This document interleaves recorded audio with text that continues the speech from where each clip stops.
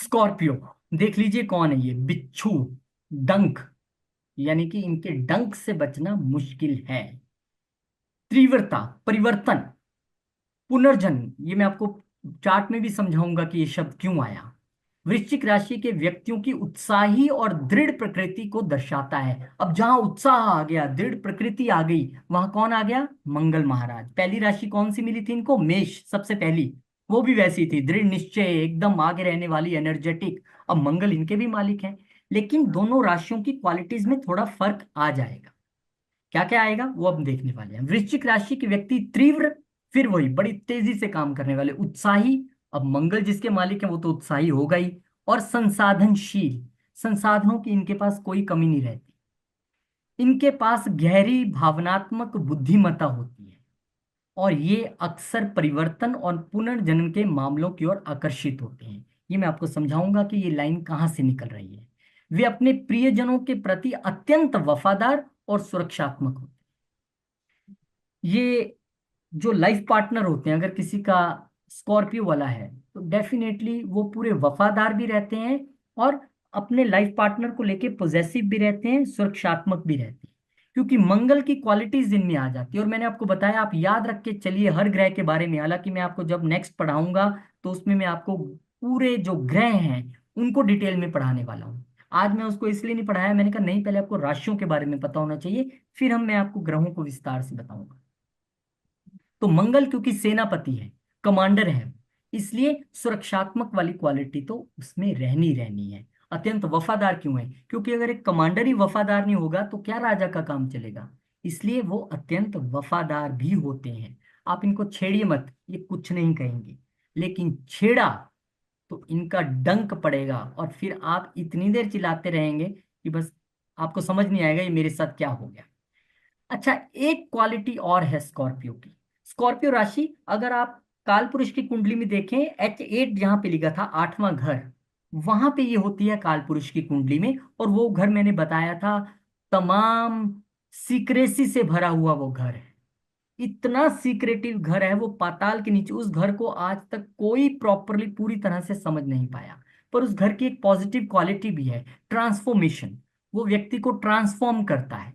और आप ये याद रखिए, कोई भी एस्ट्रोलॉजर या कोई भी टीचर, आपको बहुत कम ऐसे हैं जो ये बताएंगे अपनी पढ़ाई के दौरान कि स्कॉर्पियो को सिर्फ मंगल रूल नहीं करता, एक और रूल करता है इसको ग्रह। हालांकि राहु केतु को डायरेक्टली ऋषियों मुनियों ने कोई भी ग्रह, कोई भी राशि एलोकेट नहीं की है, राहु केतु की कोई राशि नहीं है। लेकिन ऐसा मानते हैं हम, पढ़ाई से और रिसर्च से ऐसा निकला है कि केतु महाराज भी स्कॉर्पियो को रिप्रेजेंट करते हैं।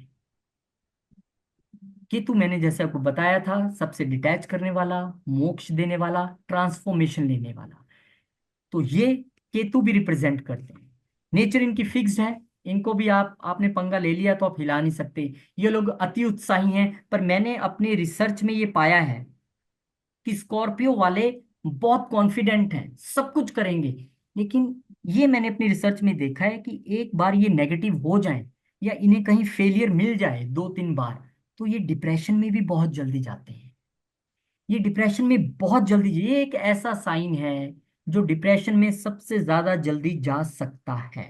मैं नहीं कह रहा हूं जाएंगे, जा सकता है। क्यों जा सकता है? इसलिए जा सकता है क्योंकि जब आपको हम ग्रहों की एग्जॉल्टेशन यानी ऊंच नीच पढ़ाएंगे तो बताएंगे कि इस राशि में आके चंद्रमा नीच होता है। और जहां पे मनस नीच हो गया, जहां पे आपकी सोचने समझने की शक्ति नहीं रही, मन ही टूट गया, कहते हैं ना, मन जीते तो जग जीते, तो वो ये क्वालिटी है। तो स्कॉर्पियो वाले आपको बहुत सारे पॉलिटिशियंस भी मिल जाएंगे, बहुत सारे एक्टर्स मिल जाएंगे, बहुत सारे प्लेयर्स मिल जाएंगे।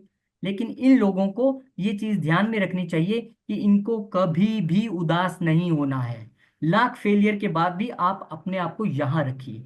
जहां आप एक बार नीचे आने शुरू हुए तो फिर ऊपर की सीढ़ी नहीं मिलेगी। ये लोग सबसे ज्यादा डिप्रेशन में जाते हैं। क्वालिटी है इनके साइन की। तो ये इंटेंस हैं, जैसे कि मैंने बताया, गंभीर, अपने आप में रहने वाले, छेड़ो मत, तो मैं भी नहीं छेड़ूंगा। पैशनेट हैं, किसी भी काम को करने के लिए सबसे आगे आ जाएंगे। ट्रांसफॉर्मेटिव क्यों हुए? क्योंकि केतु महाराज की शमूलियत हुई तो ट्रांसफॉर्मेशन भी आ गया। सीक्रेटिव, क्योंकि काल पुरुष की कुंडली में 8वें घर की राशि है।